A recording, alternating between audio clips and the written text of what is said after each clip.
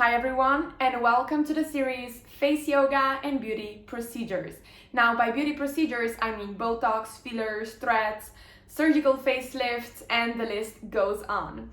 In this series of videos, I'm going to be actually telling you how to do face yoga if you have had those procedures done.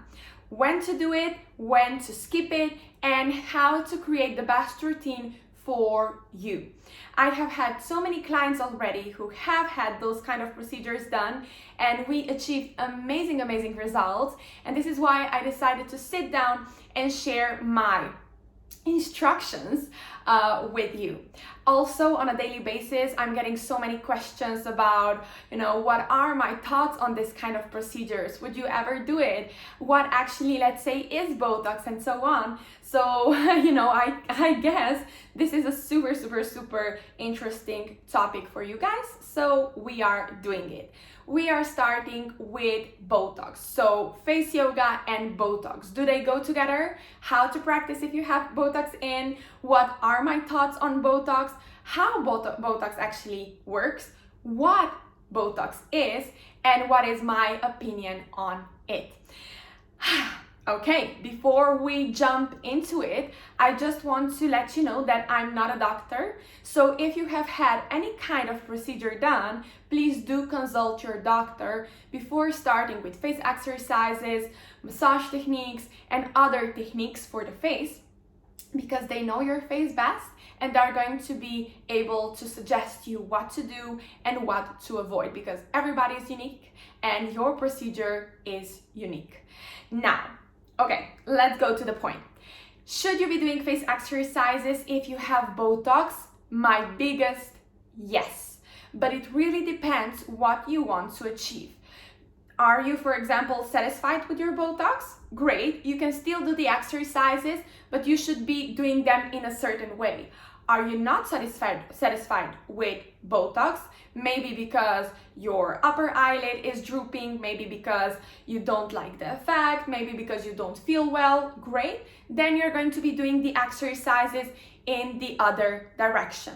Now, with both cases, I would highly recommend you to wait for approximately 4 weeks from the injections before starting with face exercises. Why? Because you want to wait for the Botox to settle in.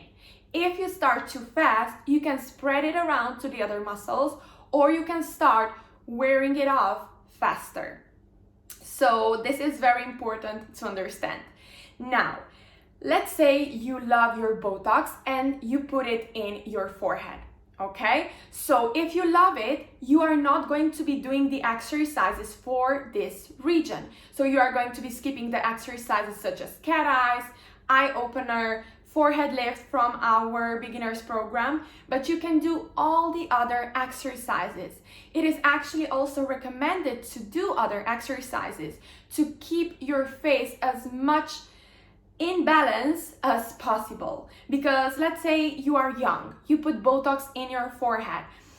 If you do that, you are not going to see, any kind of major changes and asymmetry on your face. But if you are, let's say, 45, 50, 60 years old, and if you put Botox in the forehead, a lot of times your face can start looking super strange and not natural. Why? Because this area is super lifted, unmovable, smooth, while the other areas are, let's say, slightly sagging, losing volume, wrinkling. And if you put Botox in, you are creating even bigger imbalance. Now, with the exercises, you can make sure you are keeping other muscles toned, lifted, and in shape, and in that way improve overall balance of your face. The other thing is that you have to understand that wrinkles on the forehead, in between the eyebrows, are not wrinkles caused by the aging process. They are caused by your mimicking. And this is why you can have wrinkles on the forehead even though you are 25 years old.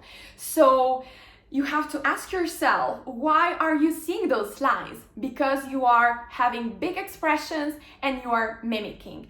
And if you freeze this area here, there is a very big chance that you are going to start expressing yourself and your mimic with other muscles.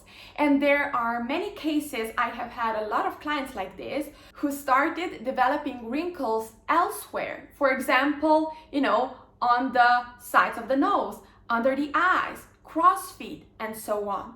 So if you do the exercises for the face, you get full control over your muscles. You create awareness and you actually prevent those mimic glands from forming, because you exactly know when you start doing some strange faces and you can correct them. So my definite yes would go for the exercises if you have Botox in and if you enjoy it. Now, the other thing that can happen is that you are putting Botox in and you don't like the result, or you would just like to go natural all the way. In this case, I would still suggest you to wait for 4 weeks before starting with the exercises, and then I would be doing the exercises for every part of the face. So also the exercises for the upper part if you have Botox, let's say, in your forehead. Because with the exercises and with improved blood circulation, the Botox is going to wear out faster. What also helps is body exercise and sweating. So if you want to get it out as fast as possible, do face exercises for the face. And it is actually also recommended to do them because you are going to be preventing the weakness of the muscle, sagging and wrinkles that happen when the Botox wears off, because you are going to be already working on the muscle. And now, we know how to work out if we have Botox, but let's talk about what Botox actually is. Botox is actually bacterial neurotoxin.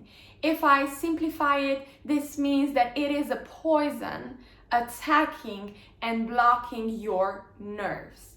And I get so super sad when I hear people saying and promoting, Botox relaxes your muscles. Botox never relaxes your muscle. It paralyzes the muscle because it works on blocking the nerve muscle connection. And when the muscle is paralyzed for prolonged time, let's say 3 to 6 months, this is how long the Botox stays in, the muscle gets atrophied. And when it gets atrophied, it gets super weak, it loses volume, it starts sagging, and all the processes are not happening as fast as they should be. So if I, say it like that, the muscle, the nerve, and the skin on top starts dying. And when the Botox wears off, you are left off with more sagging, more wrinkles, and you are not satisfied with the results. So what do? You go back and you put new Botox in, and new one, and new one. And this is becoming then a circle of you always repeating, the Botox injections. And honestly, this is what people who are producing Botox and doing Botox like, right? They like the customer who is always coming back. But I have had a lot of clients who have been doing Botox, let's say for 5 years, for 6 years, even 10 years. And they were saying, okay, but I went there for the first time and the Botox stayed in for, let's say 6 months. But now, after 5 years, I have to go in and put Botox in every 2 months. Have you ever asked yourself why this happens? Your body is actually smart and it starts responding to the toxin that has been placed in your body. So it activates an immune response, meaning that it starts attacking the toxin and it starts eliminating it out of the body, out of the system as fast as possible. And yes, your body can develop immunity to Botox. So meaning that you put your Botox in and it doesn't work anymore.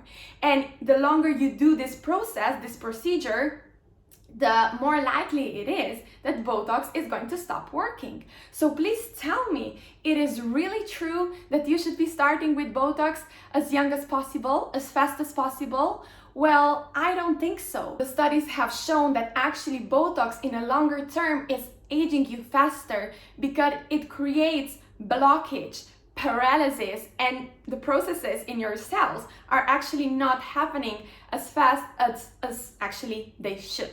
And when the Botox wears off, when your body starts producing new neurotransmitters. So actually when your body starts regenerating.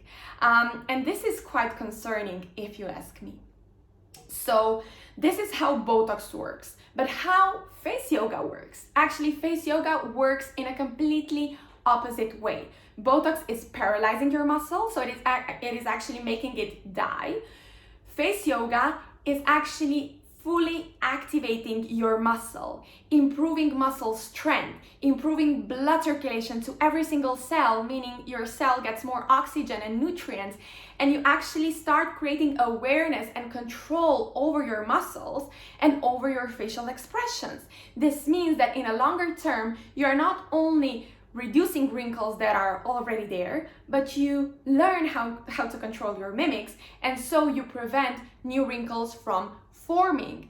When the cells get everything they need, they start thriving. An improved blood circulation boosts the collagen and elastin production, meaning that in the longer term, your skin becomes way more toned, way more flexible, and healthier. So, it's your choice what you are going to go for, or quick fix, or a bit longer procedure, but definitely healthier. And to conclude this video, let's ask ourselves, is Botox really safe? Well, the studies are actually saying that there is not enough data on the long-term safety of Botox, especially when talking about Botox used for cosmetic procedures. Not to even mention that there's a lot of off-label use of Botox, meaning that Botox has not been approved to be injected in those parts of the face. Also, there is a black box where you can actually read side effects and potential health hazards of Botox. To name a few, droopy upper eyelid, or to lifted upper eyelid, or facial paralysis where you are not able to move your face anymore, or difficulty swallowing, breathing, weakness of the muscles everywhere in the body, rashes, anxiety, and even death. So, let's stop a bit and let's start asking ourselves, what is important to us? Looking 20 years old forever and, pursuing those unrealistic beauty standards that the social media is trying to project on us and be unhappy forever? Or we can switch it all off and change it and start looking at beauty and at the aging process from a different aspect.